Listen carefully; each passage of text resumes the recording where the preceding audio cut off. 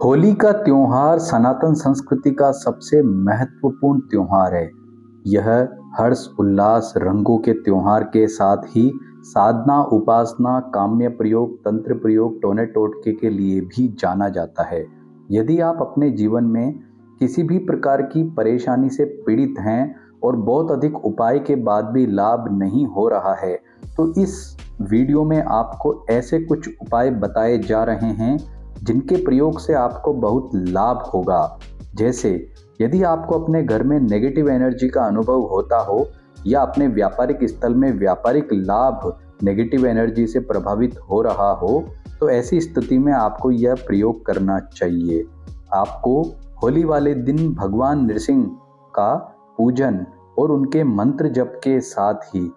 होली की अग्नि, जब होली प्रज्वलित हो तो उसकी जो अग्नि है अपने घर में लाएं और उसमें गुग्गुल, लोबान, पीली सरसों, काले तिल इत्यादि से मिश्रित सामग्री गाय के घी में मिलाकर उसकी धूप अपने पूरे घर में अथवा व्यापारिक स्थल पर करें। तो इससे आपके घर में जो भी नेगेटिव एनर्जी होगी वह समाप्त होगी, या व्यापारिक स्थल में कोई नेगेटिव एनर्जी है वह समाप्त होगी। आपका व्यापारिक लाभ बढ़ेगा और घर में नेगेटिव एनर्जी है तो वह समाप्त होकर के परिजनों में प्रसन्नता का माहौल बनेगा। यदि आपका कोई घर में फैमिली मेंबर बहुत ज़्यादा स्वास्थ्य में से संबंधित पीड़ा या दिक्कत उसको रहती हो, तो होलिका दहन वाले दिन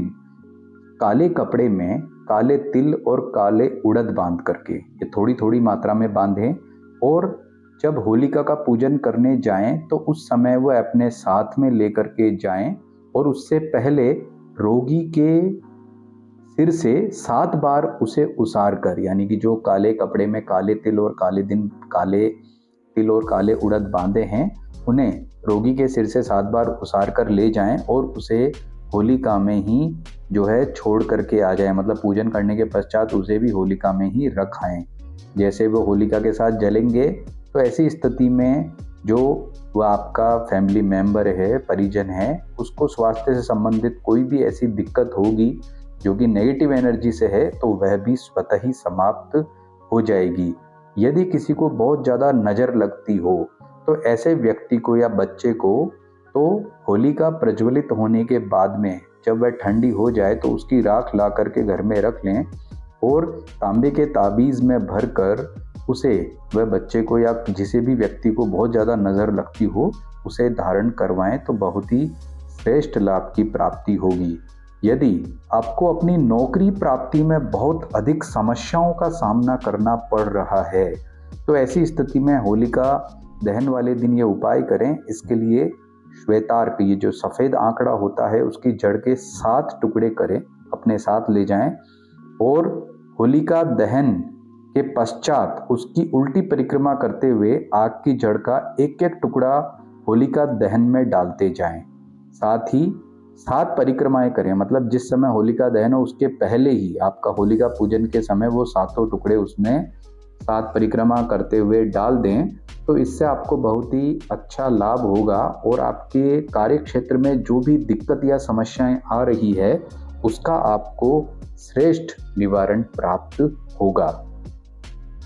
यदि आप शत्रु बाधा के कारण बहुत अधिक परेशान हैं, शत्रु बार बार आपको परेशान कर रहे हैं और आपको कोई उपाय समझ में नहीं आ रहा है, तो होलिका दहन वाले दिन शहद की एक शीशी में कुछ काली गुंजाएं आप ले और जो भी आपके शत्रु हैं उनका विचार करते हुए कि वे आपके जीवन से जाएं और आपको परेशान ना करें, ऐसा विचार करते हुए वे काली गुंजाएं जो हैं वो शहद की शीशी में डालें और फिर होलिका दहन वाले दिन शाम के समय वह जो शहद की शीशी है वह किसी कुएं में जा कर के गिरा दें। ये ध्यान रहे कि पानी जो है उस कुएं में होना चाहिए, ऐसा नहीं हो कि नीचे गिर के वह टूट जाए। और यदि कुआं आसपास नहीं है तो कोई जलाशय हो या कोई नदी हो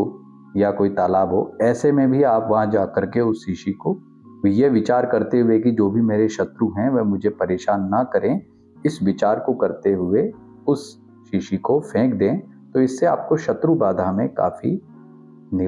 शत्रु बाधा का निवारण मिलेगा और वो आपको परेशान नहीं करेंगे। सामान्य तौर पर भी होलिका दहन वाले दिन होलिका की जो अग्नि है वह अपने घर में जरूर लाएं और गाय के घी में मिला करके विभिन्न हवन सामग्रियों को उसमें डाल करके उसकी धूप अपने पूरे घर में करें। तो इससे आपका जो है बहुत चमत्कारिक और अच्छा लाभ होगा और जाने अनजाने घर में कोई नेगेटिव एनर्जी होगी तो वह भी समाप्त हो जाएगी, क्योंकि होलिका का जो समय है वो साधना, उपासना और नेगेटिव एनर्जी को दूर करने के लिए उपाय करने के दृष्टिकोण से सबसे श्रेष्ठ समय होता है। और ये समय ऐसा भी होता है जब काफ़ी लोग टोने टोटके वगैरह करते हैं। तो ये ध्यान रहे कि जो भी आपके घर में छोटा बच्चा हो 15 साल से छोटा, उसको कोई इत्र या फिर डिओड्रेंट सुगंधित चीज़ें लगा करके बाहर न जाने दें, ताकि किसी चौराहे पे जाने से या किसी नेगेटिव एनर्जी वाले जगह जाने से उसे कोई दिक्कत ना हो। सीधा मीठा या सफ़ेद वस्तु, सफ़ेद मीठा खा करके घर से ना निकले। और घर में अगर आप ऐसी चीज़ें लाते भी हैं, मिठाई वगैरह लाते भी हैं, तो सीधा उसका सेवन ना करें। उसको कुछ देर रखने के पश्चात ही उसका सेवन करना